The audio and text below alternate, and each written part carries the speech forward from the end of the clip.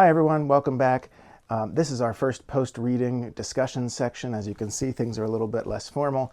I don't have a script of any sort. I've got my books here right in front of me. We're just going to be reading through the canto together. I'm going to point you to some of the more compelling moments, the things that I think are the most important and the most dramatic, and hopefully prompt you to ask some questions that you might not have asked otherwise.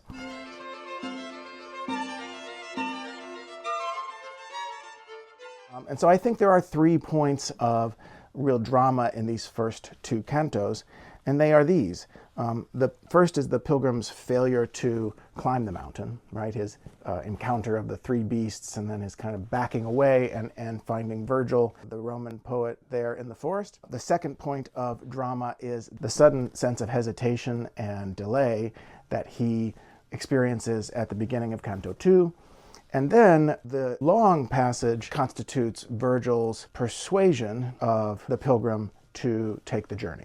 And remember, when we say pilgrim, we're talking about the character in the book named Dante, and when I say the poet, I'm talking about the writer of the book. One of the things that strikes me every time I read, and what I like to bring up with class, is one of the earliest epic similes in the book. An epic simile is, as you probably know, just a simile, a comparison that is drawn out to a certain length. This is a shorter one, but at line 22 in Canto 1, Dante says, "Just as he who with exhausted breath, having escaped from sea to shore, turns back to watch the dangerous waters he has quit, so did my spirit, still a fugitive, turn back to look intently at the pass that never has let any man survive." Is a wonderful moment in which Dante is kind of dramatizing for us his situation. That is, he finds himself lost, he has recovered himself, he's terribly afraid, just as would be a man who has recovered on the shore from a shipwreck.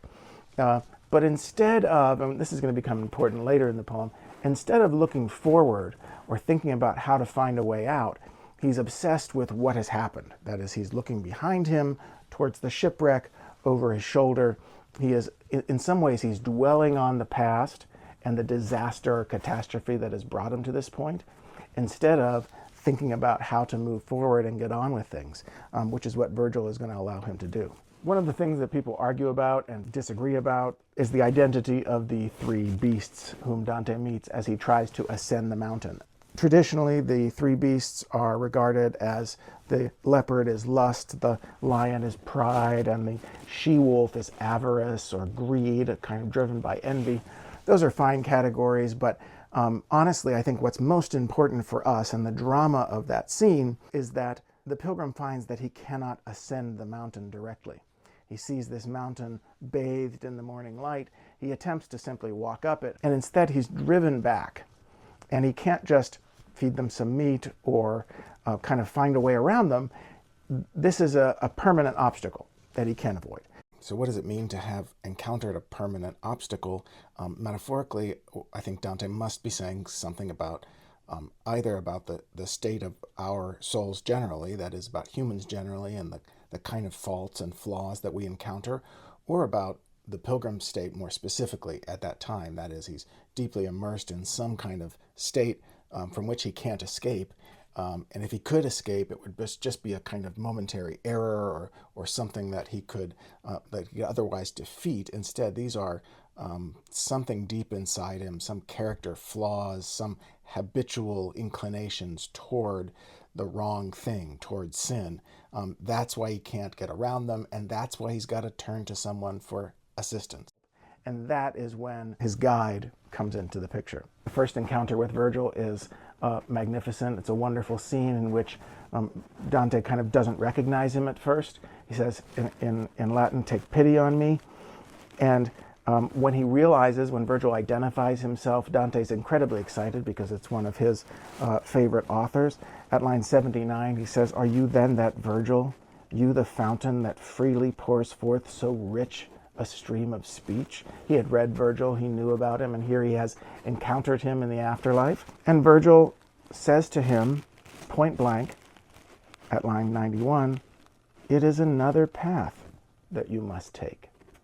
So it's Virgil who is going to be regarded throughout the poem, sometimes as the embodiment of human reason, sometimes just as an exemplar of human reason, of the way that we think, classical reason that is, that the reason that could be cultivated before the coming of Christ, as Dante regarded it.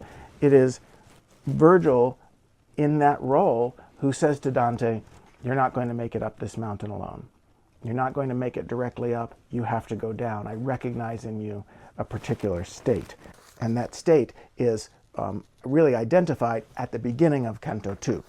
In a very kind of strange delay, but I really like the way this happens. I often ask students to think about why Dante begins with such a grand opening in Canto 1, and then in Canto 2 seems to falter or hesitate, seems to move backward. It begins with, the day was now departing, the dark air released all the living beings of the earth from work and weariness, and I myself alone prepared to undergo the battle of the journey, the battle that lays before him. And notice at that moment that he regards himself as alone. I myself alone. Something very significant is that he's not going to be alone. Dante is going to need the help of Virgil, who's going to be by his side for the rest of the poem. And that is a significant theme of Christian theology, that the attempt to better oneself and to reach the kind of growth that will allow him to reach God isn't something that he can do on his own. At line 31, he turns to Virgil, though, after having kind of agreed, and says, you know what, wait a minute, maybe not. Why should I go there? Who sanctions it? I am not Aeneas, I am not Paul. So, wonderful passage in which two major figures from history who have made the journey to the afterlife are called up and put right into the same clause. And it's a magnificent moment for Dante, the medieval Christian, to put the fictional Aeneas, who in the Aeneid traveled to the underworld in order to consult his father, in order to complete his journey.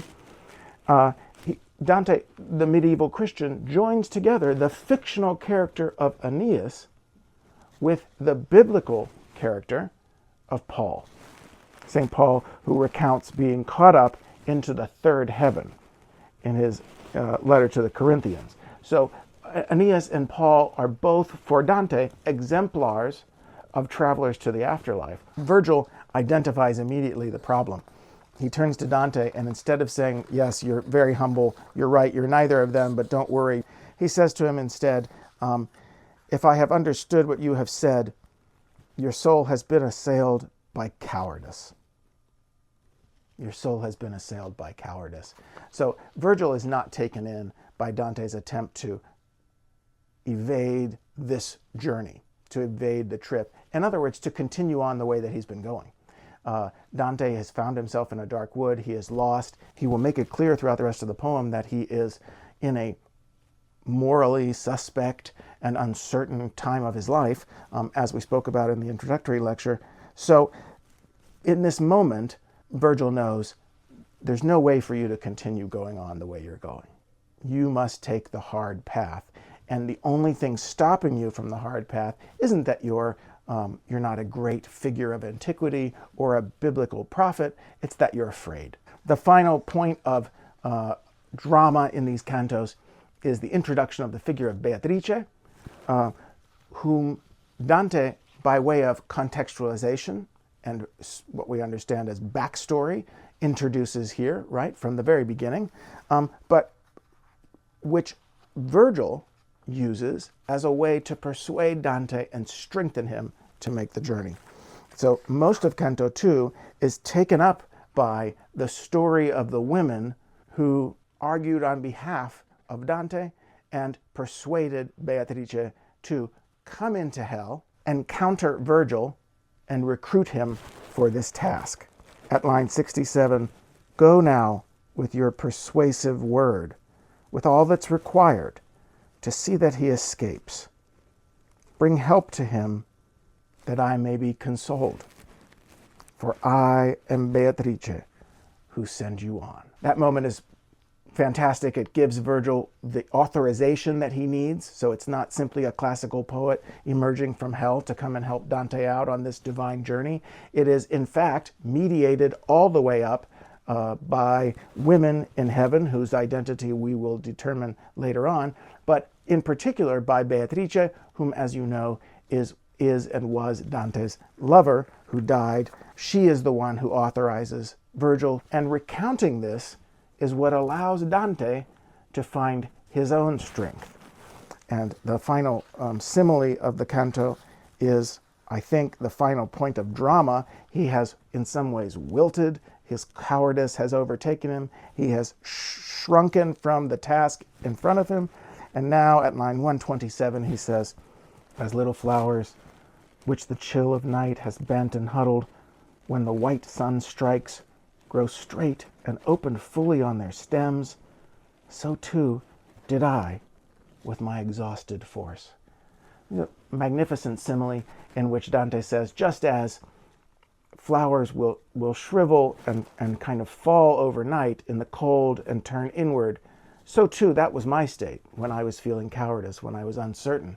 But just as they awaken when the sun of day comes back, so too I regain my full strength. I awaken and I feel myself flooded by the courage and the strength to make this difficult journey. Virgil turns ahead and Dante says in the final line of the poem, I entered on the steep and savage path.